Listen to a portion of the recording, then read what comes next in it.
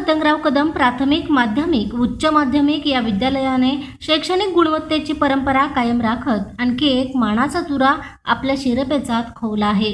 विद्यालयातील विद्यार्थी अजिंक्य खांडेकर याने सन 2026च्या 10वीच्या परीक्षेत गणित विषयात 100 पैकी 100 गुण मिळवत खानापूर तालुक्यात प्रथम क्रमांक पटकावण्याचा मान मिळवला आहे।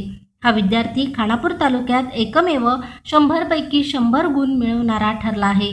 त्याच्या या दैदिप्यमान यशामुळे विद्यालय, शिक्षक, पालक व परिसरातून त्याच्यावर अभिनंदनाचा वर्षाव होत आहे।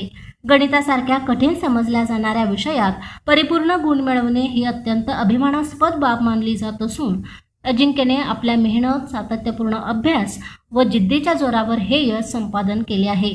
त्याच्या या यशामागे शिक्षकांचे मार्गदर्शन आणि पालकांचे प्रोत्साहन महत्त्वाचे ठरले आहे। अजिंक्यला गणित विषयासाठी विशेष मार्गदर्शन करणारे अभिजित निरगुडे यांनी विद्यार्थ्यांच्या अभ्यासातील सातत्य, प्रश्नसंचांचा सराव आणि योग्य नियोजन यावर भर दिला।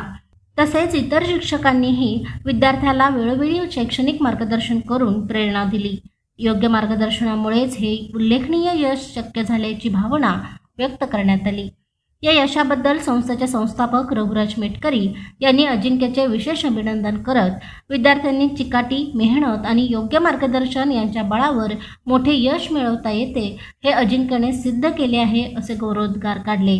संस्थेच्या अध्यक्षा रेखा शेंडगे यांनी विद्यार्थ्यांच्या यशाबद्दल समाधान व्यक्त करत विद्यालयाच्या शैक्षणिक प्रगतीसाठी शिक्षक व विद्यार्थ्यांचे योगदान मोलाचे असल्याचे सांगितले।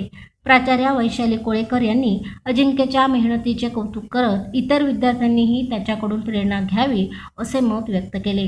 कार्यवाह योगेश्वर मेटकरी यांनी विद्यार्थ्यांच्या उज्ज्वल भविष्यास शुभेच्छा देत विद्यालयाच्या गुणवंत परंपरेत अजिंक्यने भर घातल्याबद्दल अभिनंदन केले। अजिंक्यच्या या यशामुळे विद्यालयाच्या शैक्षणिक गुणवत्तेची पुन्हा एकदा प्रचिती आली असून परिसरातील विद्यार्थ्यांना अभ्यासासाठी नवी प्रेरणा मिळाली आहे। विद्यार्थी, शिक्षक व पालक यांच्या एकत्रित प्रयत्नातूनच असे यश शक्य होते अशी भावना यावेळी व्यक्त करण्यात आली। प्रशांत कांबळे, अग्रणी न्यूज, विटा।